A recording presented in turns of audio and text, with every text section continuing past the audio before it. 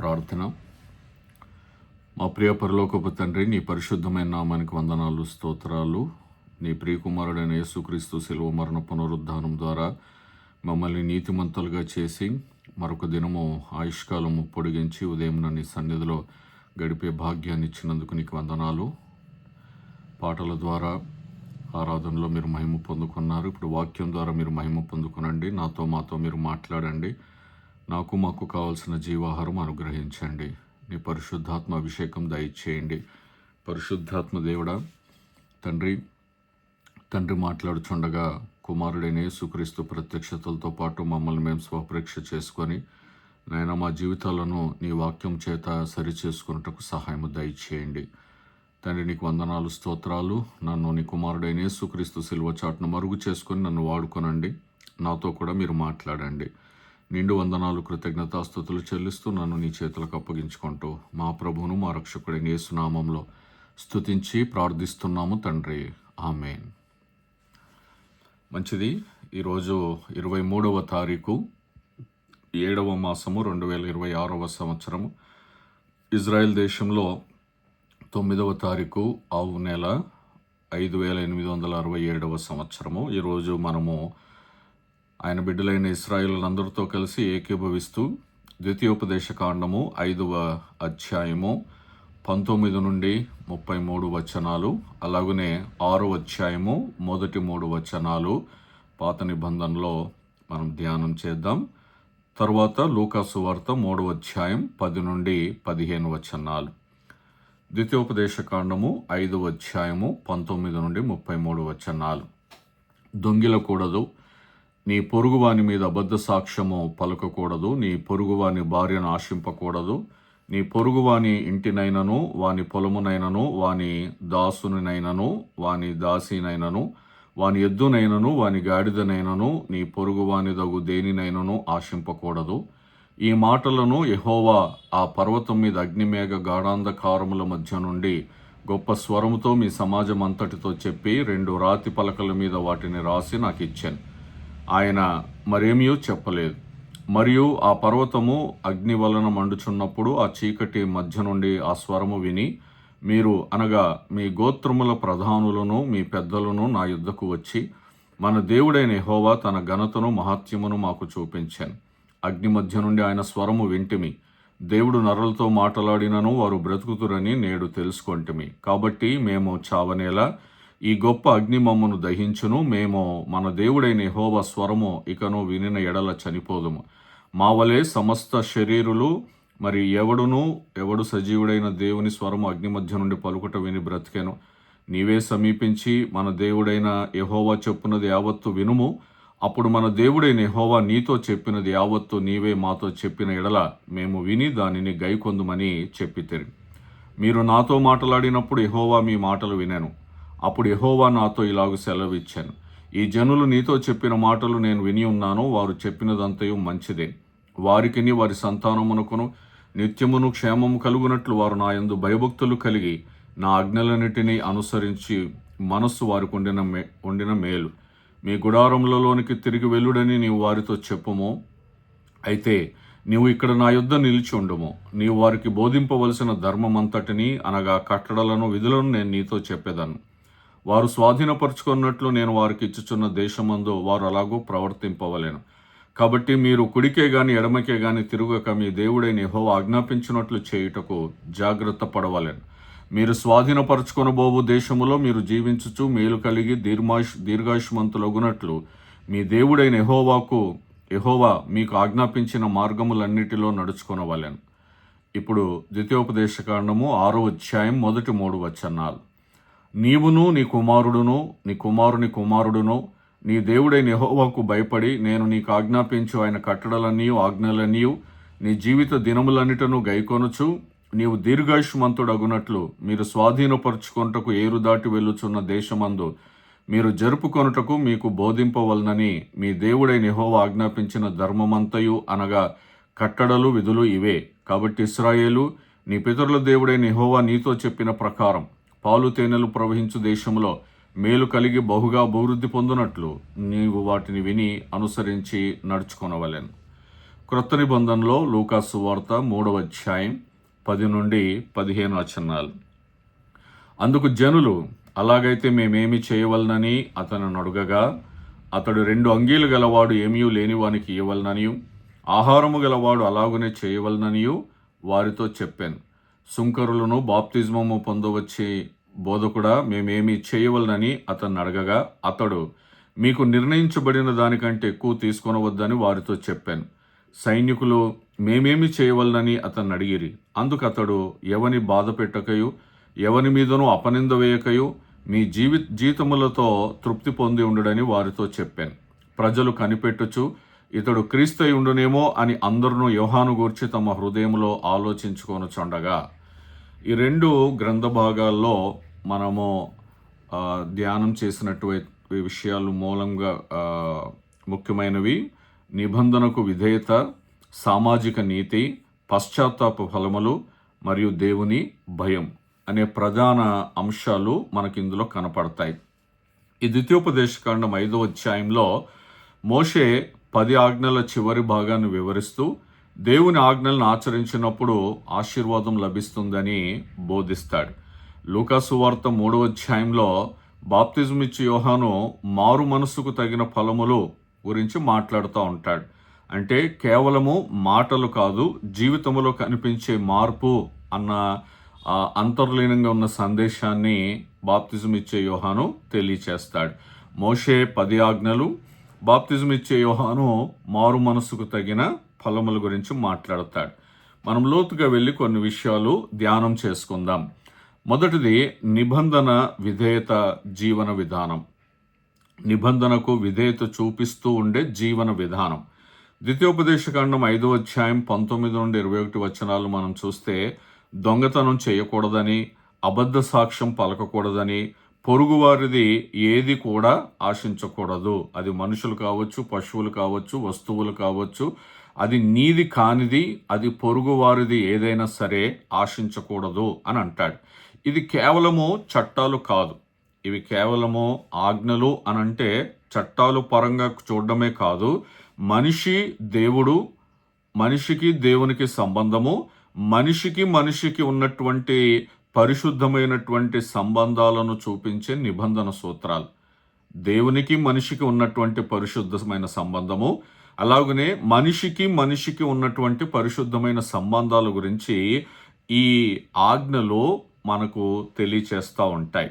ధర్మశాస్త్రము తోరాలో నీతి అనేది ఆరాధనలో మాత్రమే కాకుండా, అంటే మనము నీతి అనేది నీతిగా ప్రవర్తించేది కేవలం ఆరాధనకు వచ్చినప్పుడే కాదు, కానీ రోజువారీ జీవితంలో కూడా కనిపించాలి. ఈ 10 ఆజ్ఞలు అనేది ఎప్పుడో సంవత్సరానికి ఒక్కసారో అలా కాకుండా ప్రతిరోజు దేవుని ధర్మశాస్త్రము, దేవుని వాక్యము లోని నీతి మన జీవితంలో ప్రతిరోజు కనిపించాలి. అందుకు పౌలు రోమీలకు రాస్తూ 13వ అధ్యాయము 8 నుండి 10 వచనాలు. రోమీలకు రాసినటువంటి పత్రిక 13వ అధ్యాయము 8 నుండి 10 వచనాలు. ఒకరినొకడు ప్రేమించుట విషయములో తప్ప మరేమియూ ఎవనికిని అచ్చి ఉండవద్దు. పొరుగువానిని ప్రేమించువాడే ధర్మశాస్త్రము నెరవేర్చినవాడు. ఏలైనగా వ్యభిచరింపవద్దు, నరహత్య చేయవద్దు, దొంగిలవద్దు, ఆశింపవద్దు అనునవియు మరి ఏ ఆజ్ఞ అయినా ఉన్న ఎడల అదియు నిన్ను వలె నీ పొరుగువాని ప్రేమింపవలనను వాక్యంలో సంక్షేపముగా ఇమిడి ఉన్నవి. ప్రేమ పొరుగువానికి కీడు చేయదు గనక ప్రేమ కలిగి ఉండుట ధర్మశాస్త్రమును నెరవేర్చుటయే అని అంటున్నాడు. మనము ఇప్పుడు చూడండి, ఇందులో 9వ వచనంని మనం చాలా జాగ్రత్తగా అర్థం చేసుకోవాలి.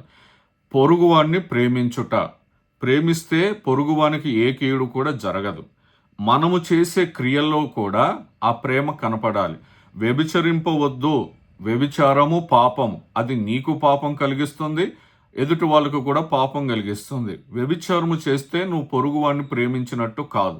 దొంగిలవద్దు, దొంగతనం చేస్తే ఎదుటివాడిని నువ్వు ప్రేమించినట్టు కాదు, అది నీకు పాపమే, ఎదుటివాడికి నష్టం కలుగుతుంది. నరహత్య చేయవద్దు, నీకు పాపము, ఎదుటివానికి నష్టం కలిగిస్తుంది. ఆశింపవద్దు, దురాశ అనేది నీకు పాపము, ఎదుటివాడికి నష్టం కలిగిస్తుంది. ఇలాంటివి ఏ ఆజ్ఞ అయినా సరే అది నిన్ను వలె నీ పొరుగువానిని ప్రేమింపవలనన్న వాక్యంలో ఇమిడి ఉంది. ఇది మనం గుర్తించాలి. కాబట్టి మన ప్రతి క్రియ కూడా పొరుగువాడిని ప్రేమిస్తున్నామా లేదా అనేది అది కొలమానంగా ఉంటుంది. మరి ప్రేమ అనేది ధర్మశాస్త్రానికి పరిపూర్ణత. ధర్మశాస్త్రములో మనం శరీర సంబంధంగా చూస్తే అన్ని ఆజ్ఞలే కనపడతాయి, అంత కఠినంగానే కనపడుతుంది అని అనుకుంటాం. కానీ అది అంతర్లీనంగా నీకు క్షేమము, నీ పొరుగువానికి కూడా క్షేమం, అందులో ప్రేమ ఇమిడి ఉన్నది. నిన్ను వలే నువ్వు ఎలా ప్రేమించుకుంటావో, నువ్వు ఇతరులను ప్రేమించటంలో కూడా నువ్వు బద్ధుడువై ఉండాలి. ధర్మశాస్త్రంలో ప్రేమ అనేది మనకు పరిపూర్ణంగా అంతర్లీనంగా కనపడుతుంది. ఈ మాట యాకోబు కూడా రాస్తున్నాడు తన పత్రికలో 2వ అధ్యాయం 8వ వచనం. యాకోబు పత్రిక 2వ అధ్యాయం 8వ వచనం. మెట్టుకు నీవలే నీ పొరుగువాని ప్రేమించుమను లేఖనంలో ఉన్నట్టు ప్రాముఖ్యమైన ఈ ఆజ్ఞను మీరు నెరవేర్చిన ఎడల బాగుగానే ప్రవర్తించువారగుదురు అని అంటున్నాడు. అంటే ఈ ఆజ్ఞను మనం నెరవేరిస్తే, నన్ను వలే నా పొరుగువాన్ని ప్రేమించాలన్న ఆజ్ఞను నేను నెరవేరిస్తే నేను బాగా ప్రవర్తించిన వాడను అవుతానని అంటున్నాడు. ఇది మనము గమనించాల్సిన విషయం. సో నిబంధనకు విధేయత చూపించడము మన జీవన విధానమై ఉండాలి. అందులో ప్రేమ ఇమిడి ఉన్నది. రెండవది, పశ్చాత్తాపానికి ఫలితాలు ఉండాలి. పశ్చాత్తాపడ్డాను అని నోటి మాటతో చెప్పడం కాదు, కానీ పశ్చాత్తాపానికి ఫలితాలు కంపల్సరీ కనపడాలి. మరి లూకా సువార్త 3వ అధ్యాయం 10 నుండి 14 వచనాల్లో మనం చూస్తే ప్రజలు యోహాన్ని అడుగుతారు, మేము ఏం చేయాలి అని చెప్పి. సైనికులు అడుగుతారు, ప్రజలు అడుగుతారు, బోధకులు అడుగుతారు, ఇలా రకరకాల ప్రజలు వచ్చి మేము ఏం చేయాలి అని అంటే యోహాను 3 వర్గాలకి స్పష్టమైన సమాధానం ఇస్తాడు. 2 అంగీలు ఉన్నవాడు ఒకటి లేనివానికి ఇవ్వాలి.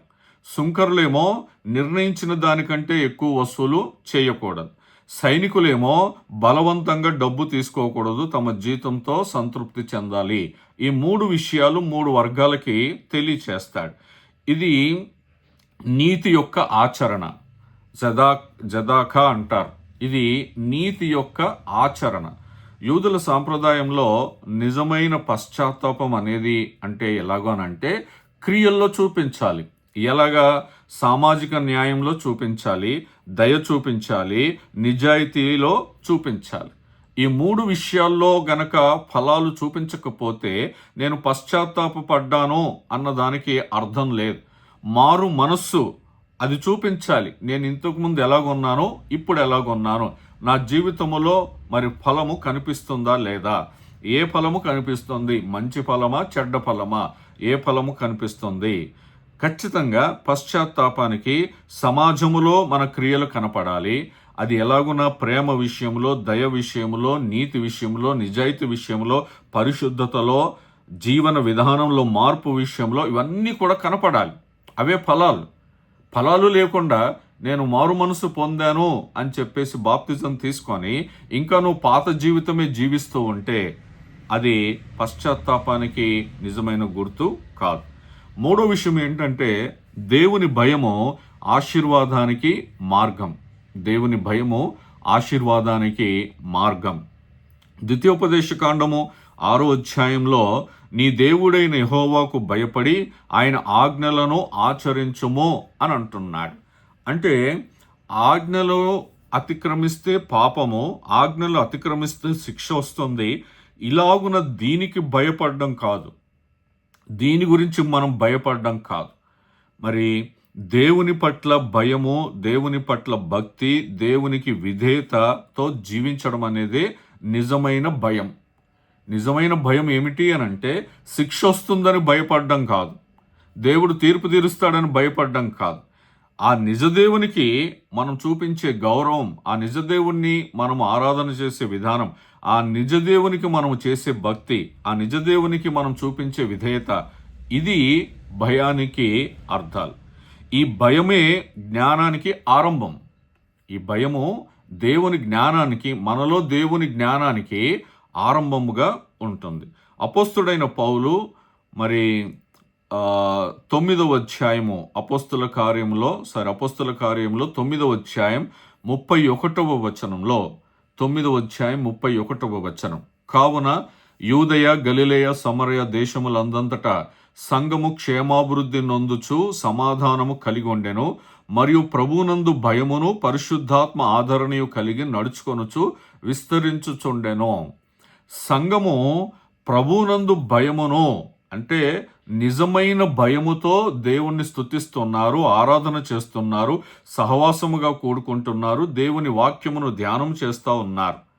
ఈ భయము కలిగి పరిశుద్ధాత్మ ఆదరణయు కలిగి నడుచుకొనుచు విస్తరించుచున్నారు. ఏ సంఘములో భయం ఉంటుందో ఆ సంఘం విస్తరిస్తుంది. అంటే మిగతా సంఘాలు విస్తరించట్లేవా అని అంటే వాటితో మనకు అనవసరం. దేవుని భయముతో విస్తరించే సంఘమునే దేవుడు దృష్టిస్తాడు. అనేక స్కీములతో విస్తరించే సంఘాలను దేవుడు చూడడు. దేవుని యందు నిజమైన భక్తి, నిజమైన ఆరాధన, వాక్యమునకు విధేయత, ఎక్కడైతే నీతి, నిజాయితీ, ప్రేమ, పరిశుద్ధత కలిగి ఉంటుందో అలాంటి భయము కలిగిన సంఘమును దేవుడు విస్తరింప చేస్తూ ఉంటాడు. అయితే ఆ సంఘము ఆ లోకం అనుకున్నట్టుగా ఇమీడియట్గా విస్తరించదు. అది నెమ్మదిగా విస్తరిస్తూ ఉంటుంది. పౌలు ఫిలిప్పీలకు రాస్తూ 2వ అధ్యాయం 12వ వచనంలో, ఫిలిప్పీలకు రాస్తూ 2వ అధ్యాయం 12వ వచనంలో, కాగా నా ప్రియులారా, మీరెల్లప్పుడూ విధేయులై ఉన్న ప్రకారము నా ఎదుట ఉన్నప్పుడు మాత్రమే కాక మరి ఎక్కువగా నేను మీతో లేని ఈ కాలమందును భయముతోనూ వణుకుతోనూ మీ సొంత రక్షణను కొనసాగించుకొనుడి అని అంటున్నాడు.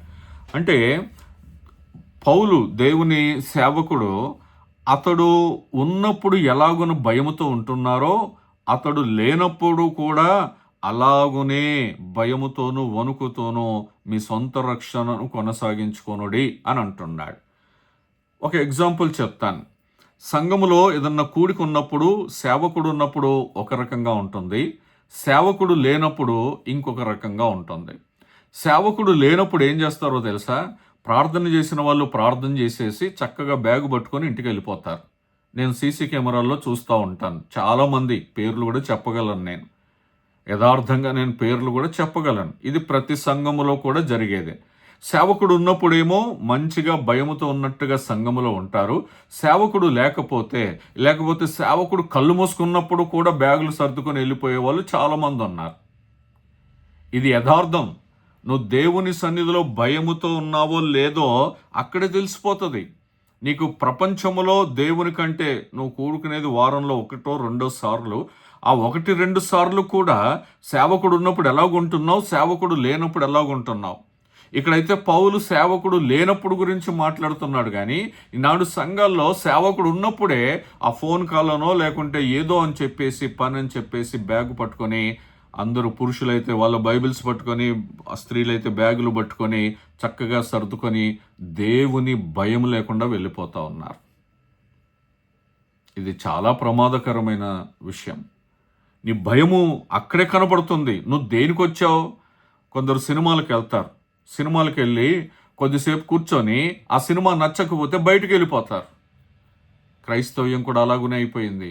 ఏదో పనులు పెట్టుకొని ఆరాధనలో ఉండకుండా, ప్రార్థన కూటంలో ఉండకుండా, బైబిల్ స్టడీలో ఫుల్గా ఉండకుండా, చివరి ఆశీర్వాదం వరకు ఉండకుండా, ఉపవాస ప్రార్థనలో చివరి ఆశీర్వాదం వరకు ఉండకుండా వాళ్ళకి ఇష్టం వచ్చినప్పుడు వస్తున్నారు, ఇష్టం వచ్చినప్పుడు వెళ్ళిపోతూ ఉన్నారు. భయముతోనూ వణుకుతోనూ మీ సొంత రక్షణను కొనసాగించుకొనుడి. రక్షణ ఫలము కాదది. అలాగున సేవకుడు ఉన్నప్పుడు ఒక రకంగా, సేవకుడు లేనప్పుడు ఒక రకంగా జీవించడం అనేది అది మారు మనసుకు తగిన ఫలము కాదది. అది నీ స్వచిత్తమును నెరవేర్చుకుంటున్నావు. నీకు ఆశీర్వాదం అది తీసుకొని రాదు. దేవుని భయం అనేది ఆశీర్వాదానికి మార్గం. మనకు తెలుగులో ఒక మాట ఉంటుంది కదా, నేను ఆడిందే ఆట పాడిందే పాట. మనము ఈనాడు క్రైస్తవ సమాజము కూడా దేవుని సన్నిధిలో ఆడిందే ఆట పాడిందే పాట. ఉంటే ఉంటాను, పోతే పోతాను. ఇది చాలా ప్రమాదకరమైనటువంటి పరిస్థితి. 4వ అంశం ఏమిటంటే నిరీక్షణ మరియు మెస్సియా. నిరీక్షణ మరియు మెస్సియా. లూకా సువార్త 3వ అధ్యాయం 15వ వచనంలో, ప్రజలు కనిపెట్టుచు ఇతడు క్రీస్తయి ఉండునేమో అని అందరూ యోహానును గూర్చి తమ హృదయములలో ఆలోచించుకొనుచుండగా.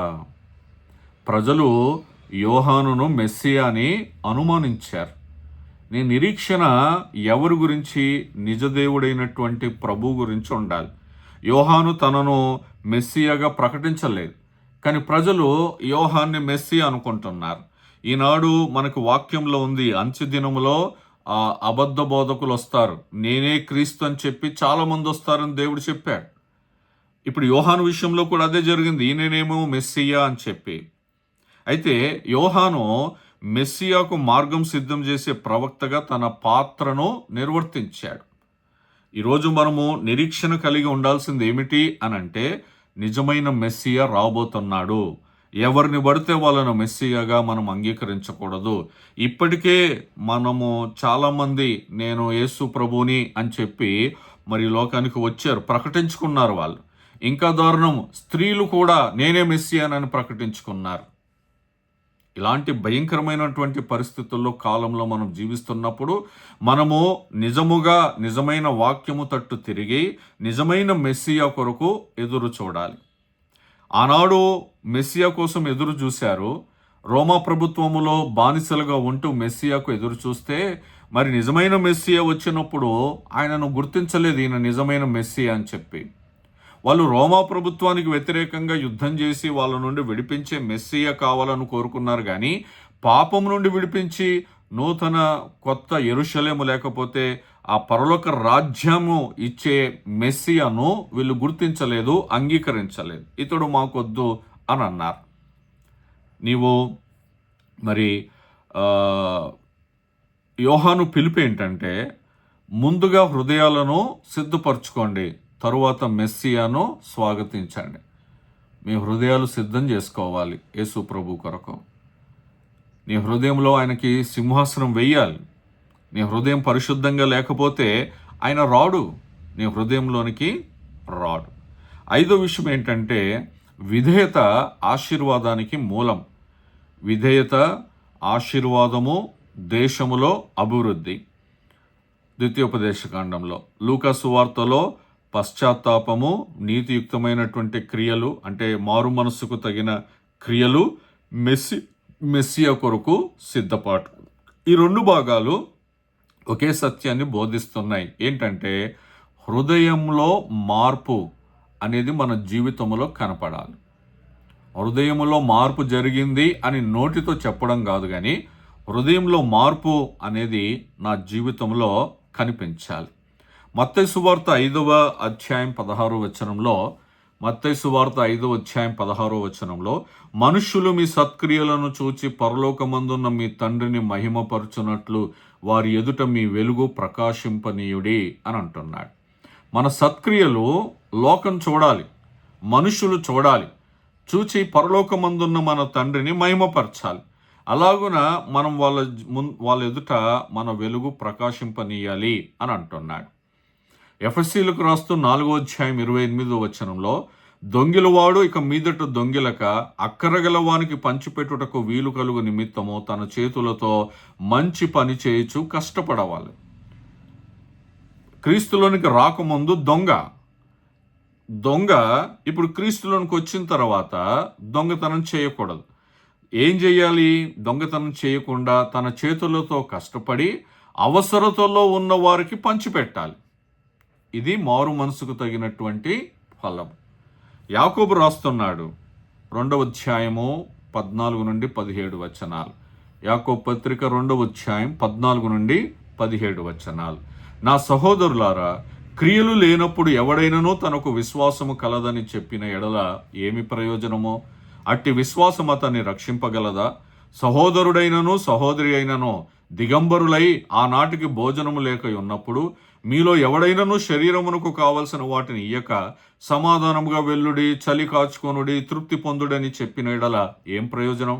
అలాగే విశ్వాసము క్రియలు లేనిదైతే అది ఒంటిగా ఉండి మృతమైనదగునో అని అంటున్నాడు. ఎవరికైనా బట్టలు లేకపోతే మరి సమాధానంగా ఉండు, సమాధానంగా వెళ్ళి చలి కాచుకో, తృప్తి పొందు అని చెప్పడం కాదు. వాళ్ళకి దిగంబరులుగా ఉన్నారు కాబట్టి వాళ్ళకి బట్టలు ఇవ్వాలి. అది క్రియ.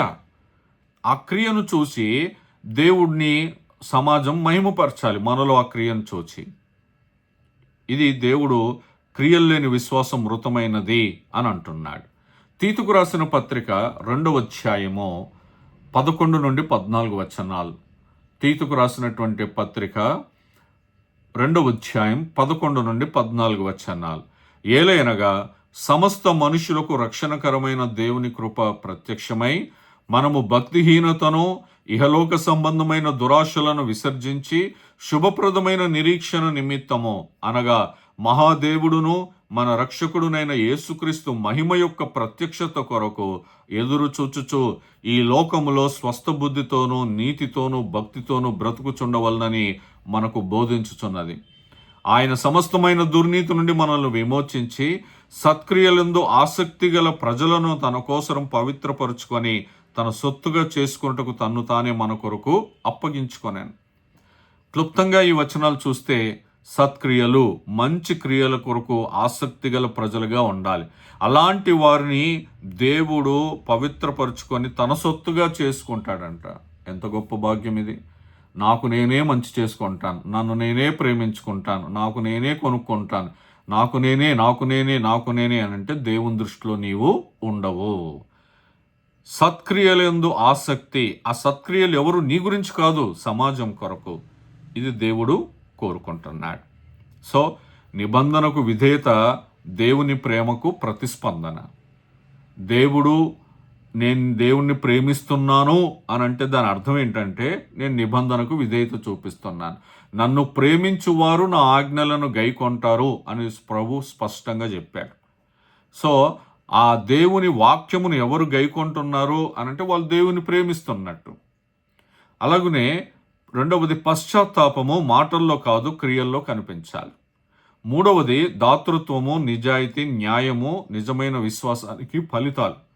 నాలుగవది దేవుని భయము ఆశీర్వాదానికి ఆరంభం. ఐదవది మెస్సియాను స్వీకరించడానికి ముందు హృదయము సిద్ధంగా ఉండాలి. కాబట్టి దేవుని నిబంధనకు విధేయత అనంటే కేవలము ఆజ్ఞలు తెలుసుకోవడం కాదు. మనకు లోక సంబంధంగా చెప్పాలి అని అంటే దేవుని ఈ లోకానికి మన దేశానికి రాజ్యాంగం ఉంటుంది. సెక్షన్ నంబర్ ఇదని ఉంటుంది. కోర్టు కేసులకి సెక్షన్ నంబర్ అని ఉంటుంది. అది తెలుసుకున్నంత మాత్రాన మనకి ఏం ఉపయోగం ఉండదు. దాని ప్రకారం మనం జీవించాలి. దేవుని వాక్య ప్రకారం మనం జీవించాలి. అది కూడా పండగలప్పుడు పబ్బాలప్పుడు కాదు. అనుదినము దేవుని నిబంధనకు విధేయత అనేది అనుదినము మన జీవితంలో కనిపించాలి. యూదుల దృక్కోణంలో తెషువా అంటే పశ్చాత్తాపం అనేది దేవుని వైపు తిరిగి రావడం. సెదాకా అంటే న్యాయము, దాతృత్వం, నిజాయితీతో జీవించడం. ఇవి రెండు కనిపించాలి. పశ్చాత్తాపడి దేవుని వైపు తిరిగేది కనపడాలి. ఆ తర్వాత న్యాయము, దాతృత్వము, పరిశుద్ధత, నిజాయితీ ఇవన్నీ కూడా మన క్రియల్లో కనపడాలి.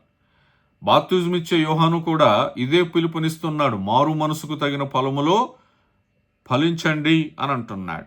2 అంగీలు ఉంటే 1 అంగీ ఇచ్చేయండి. భోజనం లేని వాడికి భోజనం పెట్టండి. ఏది అవసరం ఉందో అవసరతను తీర్చమంటున్నాడు.